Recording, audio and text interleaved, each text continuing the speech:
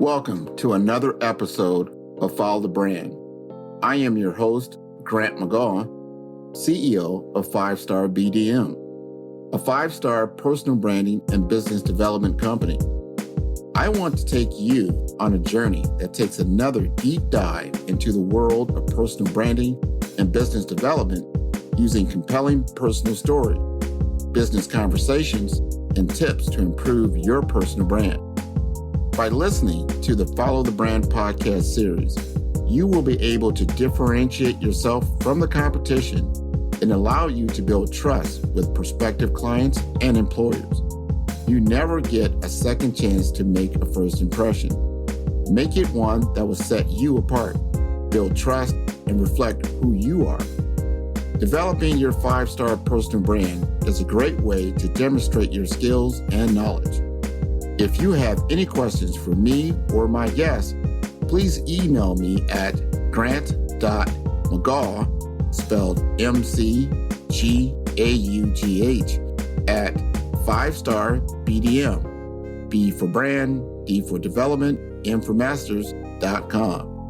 Now let's begin with our next 5-star episode on Follow the Brand. Where can you get the financial knowledge to make the difficult decisions you need for your future? Finance is a cumulative tool, a very holistic discipline, says Stan LeConte. LeConte has built a strong network of clients through insight and a fundamental strategic process to achieve agreed upon goals. Financial position, protection planning, investment planning, tax planning, retirement, and estate planning. These are the building blocks of wealth generation. The current education system is lacking, and it is required that you seek out advice from a professional. Learn to cultivate generational wealth by teaching yourself how to protect your finances and the importance of envisioning a better future for your generation. Stan began his career as a financial advisor and is currently in year 15 of his profession. He has received his Series 7 securities license, Series 66 investment advisor representative license, and his insurance license 215. He quickly received an advanced designation CRPC, Chartered Retirement Planning Counselor, to differentiate himself as a retirement specialist and an expert in retirement planning. He excelled in his role and as quickly was positioned as a financial advisor coach early in his career, and then asserted as the insurance sales specialist for multiple branches, and finally promoted to associate branch manager, where he led 50 advisors at a Fortune 200 financial brokerage firm. He also has been a member of the $1 Million Roundtable since 2016. Stan recently got his 220 General Lines insurance license, allowing him the full capability to open a complete risk management agency, which is called Achievers Protection Advisors, LLC, to serve homeowners and commercial businesses. Stan started his career working with physicians in the James Wilson Bridges Associates and the Diaspora of Haitian American physicians. He currently is working on his NFLPA designation, and he has acquired several professional athletes as clients over the years, with 2021 being his best class to date. He is a proud member of the Kappa Alpha Psi Incorporated fraternity and is very passionate about giving back to his community. He mentors young men as a part of his dedication to his community.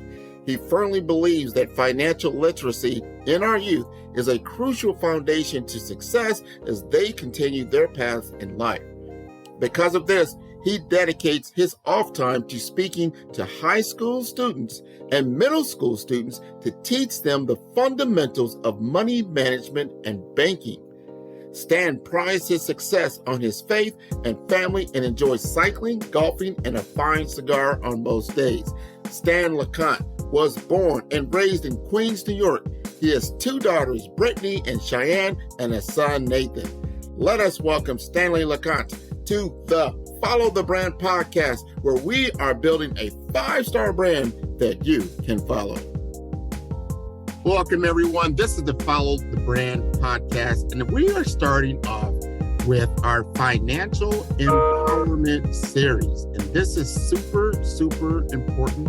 Everybody is dealing with finance from one level or another. We can always use more knowledge in this area. I wanted to bring to you onto the stage someone who's been dealing with finance at a high level for a very long time. His name is Stan LeConte, and I want him to tell his story at a high level. We're going to have a real good conversation around his career, what he's done from a personal brand perspective, and how he has moved his particular career forward in financial services. So without further ado, let's introduce you to Mr. Stan. How you doing, Stan? Hey, Grant, how you doing, man? It's a pleasure to be on the show. I'm excited. And when you first asked me to participate, I was just more than elated to be part of the show, tell my story, and also, be part of something that you're doing. So, yeah, awesome, man. Oh, without question. We known each other for a few years.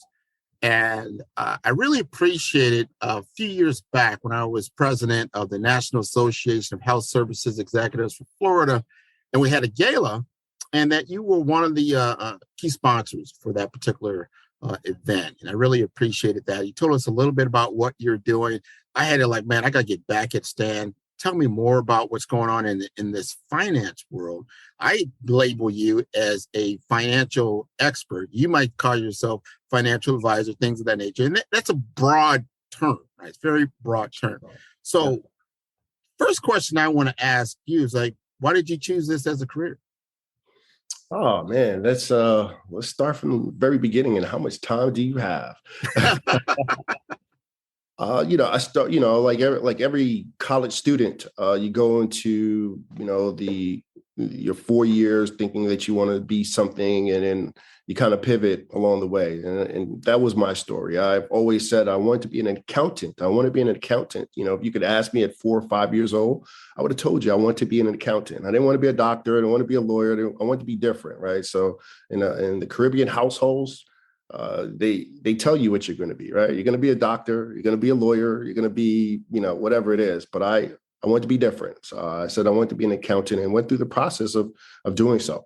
And when I got a little bit further in my studies, I decided that I wanted to switch up and do finance a little bit more. It was more intriguing to me than the accounting side, which I felt was a little bit boring. No offense to any CPAs out there, but I thought the accounting side was a little bit boring. And with my great personality, I felt like finance would do a little bit better justice and going out there and being able to speak to individuals about finance and teaching them. So I went on this path, went to FIU, got my finance degree, and one of my mentors said, "Hey, you should take the CFP course." And it was not on campus. It was at Barry University. CFP is a Certified Financial Planner designation. And I took the course, and someone in that course was the head of a Fortune 200 company, and invited me for an interview and hired me right on the spot. And that's how you got into the business. You've been doing this since college. This been a number of years then. Well, yeah. So we had a little slow start there. So we worked through college for a while, and I had a family, 2 daughters, Cheyenne and Brittany. Shout out to the LeConte girls there. But, so it took some time for me to get to that next level. But when I did, it was, so I've been doing this 15 years now, man. Oh, man. All right. So now we got a 15-year veteran going to tell us a little bit about financial planning and things that are important. So my first question for you is, what problem are you solving that's bigger than you that you're passionate about solving with your skills? Oh, absolutely. When we talk about the African or brown or disserviced community that we all see, the biggest impact and what I find most challenging is the financial education, financial literacy, and the ability for them to want that knowledge, but not knowing where to get it. Okay. And, that you can see during COVID, when everyone was locked down, everyone was seeking advice or talking about stocks or talking about the market. Uh, and they made it very easy for you to go to Robinhood or other places to buy stocks, but they didn't make it very easy to understand the whole 6 key areas of financial planning: the taxes, the estate planning, the insurance, all the other aspects about it. And, finance is a cumulative tool. It's holistic in nature. It's just not getting in the stock market. It's just not, buying individuals and understanding. It's a very holistic approach because one area could affect the other. So what I find very important to your question is educating individuals and getting them to understand that they can use these tools to get to the next level, just like anybody else. It's important for them to understand how each area affects the other. And I find and take great pride in helping individuals get to those goals and being a value and resource. You're touching on some key points there, because let's talk about your average individual. You go through K through 12. Here we are. We are in a capitalistic society, right? That means you are on a game called Monopoly, or you call it, what you like, you call it life. There's a game called that, but you need money. And you would think that after you got through K through 12 and then you did your undergrad, that you would have a good understanding of how this game is played, right? Do not pass go, collect $200 and buy property and that kind of thing. However, we find that the education that you get from the K through 12, or even in undergrad, if you don't focus on it, I think is sorely lacking. How do you feel about that? No, absolutely. Well, the pass go get $200 now is pass go and get $2 million now, right? So we have inflation moving forward. But the fact that the education is lacking, we go to school and you concentrate on your books and that's all you concentrate on. And they don't give you those other elements unless you seek them out. And if you don't have that education already in your household, if your mother, father, grandfather, or grandmother doesn't have that ability to give that to you outside, it's going to completely miss you by. And you have to kind of learn on the job training, right? So you have to go through your trials and tribulations until you kind of figure it. Or if you're astute enough, you hire a professional to help you to get to that next level, right? And then, that it comes to that old adage of, not always wanting to be the smartest person in the room. So, you seek advice where you're not as astute to get to. That's important. You got to seek advice. You've got to seek the knowledge out. And that's one of the reasons we're having this show even today. So I want to ask you, because now you've been doing this, 15 plus years, and you think about finance, you think about the average person that I just talked about. They're into the workforce, either with a career or their business. Obviously they're in this financial world. What would be one thing from your perspective that you wish you had known before you began your career? Just run. Okay. Stay with accounting, Stan. No, actually, this is a very rewarding field. When you're able to make change and see that you can actually cultivate change in a family's life, create generational wealth, help individuals get to a seamless process is the most elating feeling possible. But however the case, they never tell you when you start this business that you are going to be a salesperson. In the beginning, I started thinking, accountant, people just walk in, they need the services, you get an accountant. You need a real estate agent, you go get a real estate agent. It's just a service that everyone needs. So they just kind of walk through the door, right? But it's not the case in the beginning. It eventually turns that way. But in the beginning, you're a salesman, you're marketing, you're networking, you're out, opening doors, getting doors closed in your face, getting a lot of no's. And that's one thing that they don't tell you in the beginning that I wish I had known, because I would tell you for the first 5 years of my career, which would be considered an internship, I quit every day. obviously I didn't quit, but those are the thought patterns that you kind of go through. Why am I going through this? Why am I working, 12, 14 hours a day, calling 100 people a day, only to get one person to say, yeah, I'll have a meeting with you, Stan, so you have to be a good salesman. That's what I tell my young self, work on your sales skills. Oh man, I think that's awesome, because this is my understanding. I could be wrong, but when you're talking about finances to people get tense, because finance is such a rocky world. Obviously, when you're building wealth and you're doing well, you can have those good conversations. And when you're not doing very well and you have a lot of uncertainty, you don't want to disclose a lot of that information. You got a lot of, you're tense, right?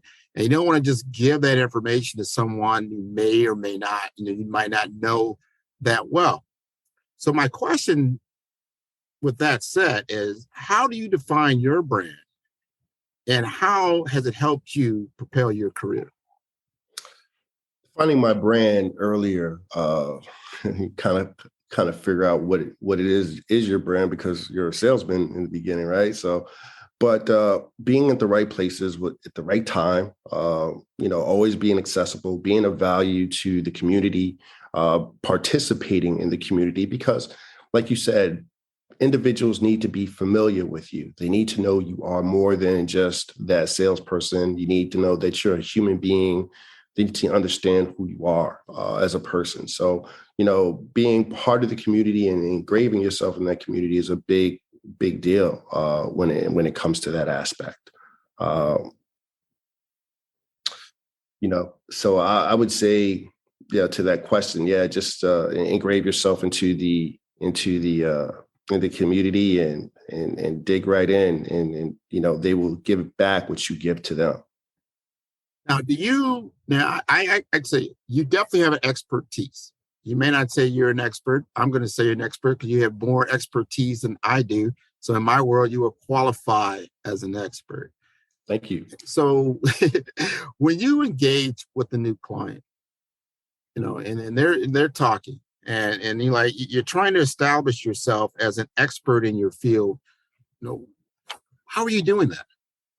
Oh, that's a great question, Grant. That is awesome question. So, social media, social platforms have kind of changed the landscape of what we do. Everyone is a financial expert or a guru, giving advice and getting paid for it.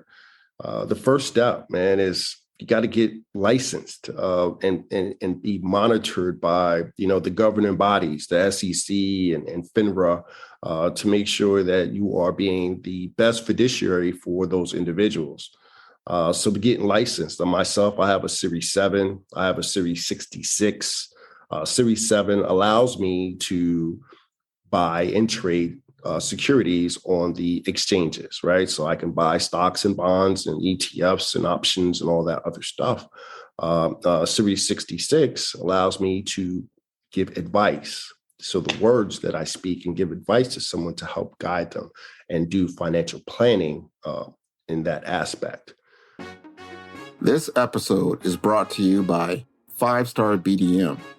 5-Star BDM is a professional consulting and advisory group keenly focused on business development services for small to mid-sized businesses and entrepreneurs. Although every business is unique, they often share challenges that can be addressed through smart branding.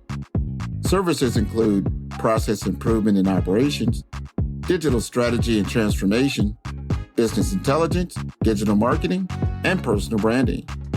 Our 5-Star Business and Personal Branding Company has helped a number of professionals and organizations to optimize and grow. The result is more business, more opportunities, better reach, positive outcomes. Please visit www.5starbdm.com to learn more and view all the episodes of Follow the Brand.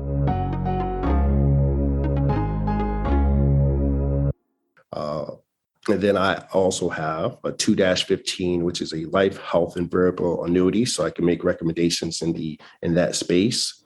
and a advanced designation, which I will have 2 advanced designations, but the one I currently hold right now is the CRPC, which is Chartered Retirement Planning Counselor, which is a national exam you have to sit for and pass. And once you get that accreditation, you can put it down as one of your designations, which definitely differentiates me from other financial advisors, because now I am an expert, and I can say that, in retirement planning.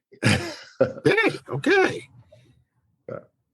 So, education, just to expound on that a little bit more, education to me is very important, especially in my space, as things are always changing and evolving in the tax laws and the estate laws and, those type of things. I have to be astute to them because, like I said, being astute in those areas allows me to be the best financial advisor and providing the best advice to those individuals. I tell you something, Stan. This is good conversation, especially when you get into states and things of that nature. You don't want to wait until someone that you're connected with, passes away and things of that nature, and then you find out too late. All these other, real estate, taxes, and all this other stuff. And I would figure that's what you would do. You would help a person to traverse that world, hopefully before some kind of trauma takes place, so you're prepared for the future. Is that an honest statement?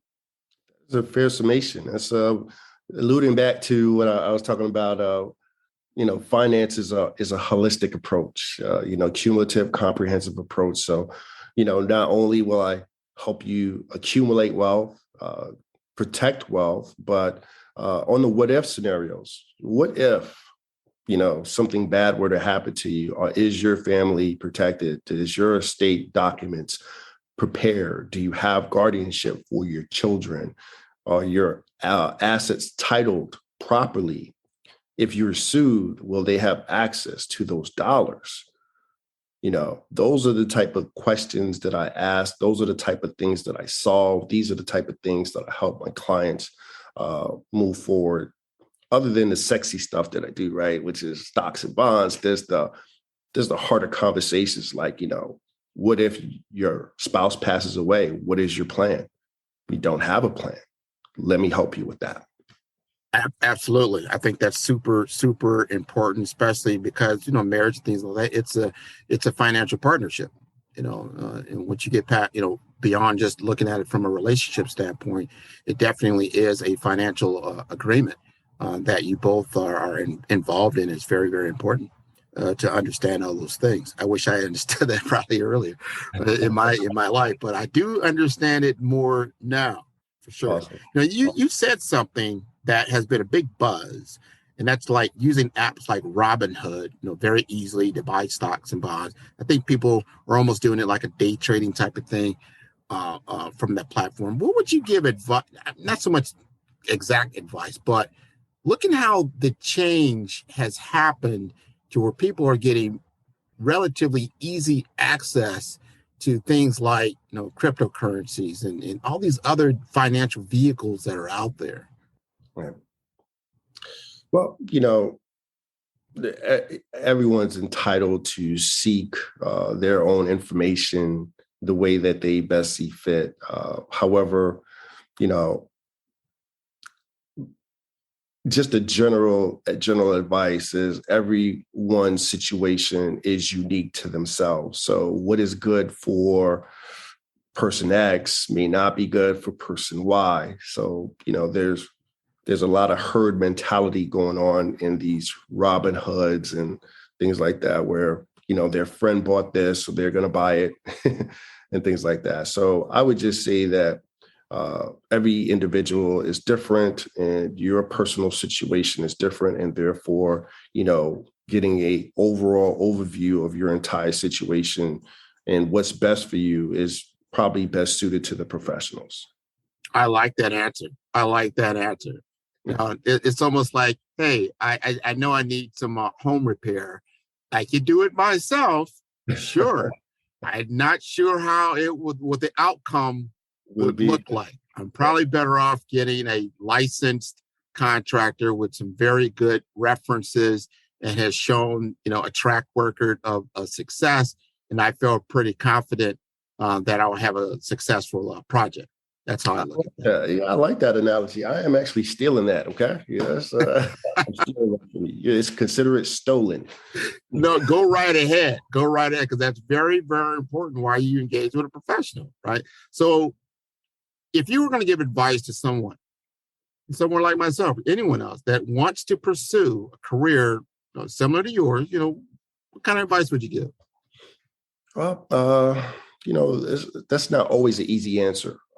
As you know, there's a lot of attrition in my business. So you can start one year and not be around. It's a difficult field to maintain and be in.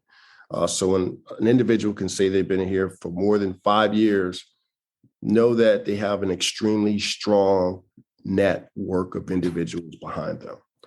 So the first thing that I would say is create a really solid network. If you don't have one, create one. Go out, network, meet people, because those individuals are going to be your gateway to your success. Because I don't know every wealthy or aspiring or affluent or, high wage earner there is. I don't know him personally, but I know Grant has 100 people that he knows.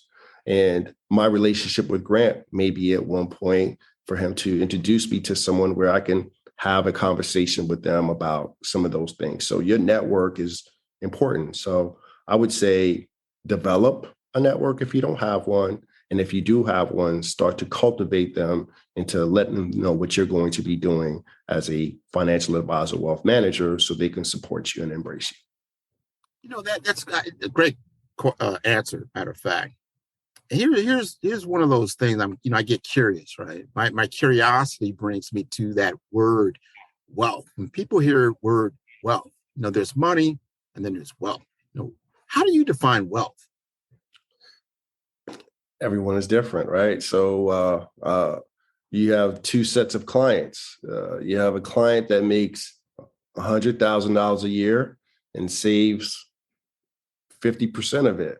And you have the client that makes $800,000 a year and spends $1 million. Good. Yeah. Right. So the person that saves the most and is able to live the lifestyle that they want in retirement is considered wealthy, because you have the ability to live the same lifestyle that you were prior to working in retirement. And that includes traveling and, paying your bills and going out to dinner and having a wealthy lifestyle. So it's all about the client and perspective at that point. Man, great answer. So we're getting to the end of our interview. And I always unplug on this show and give you an opportunity to speak directly to my audience. Now, my audience is, a lot of them are executives. A lot of them are actually healthcare executives. Some are information technology professionals and entrepreneurs as well. So here's your opportunity to talk directly to my audience and let them know a little bit about what Stan LeConte is up to, what he's doing from a financial planning perspective. And let's hear from you how you can be impactful for us. Well, thank you again, Grant. I truly appreciate that, man. You're a great guy. Thank you for the opportunity again. Well, with this opportunity, let everyone know that 15 years, going on year 16 fiduciary, it hasn't always been an easy path to get to what most people will call success. I continue to aspire every day. I want to be great. So I have things that I've done to, get better at my craft. So during COVID, I was bored. I was working still, but I was bored. So I decided to take another test. And I opened up an agency, a risk management agency, to help individuals on the risk management side at a high level, which means I provide homeowners insurances and commercial insurance and all the other type of specialized insurance for the doctors and physicians, liability, errors and omissions.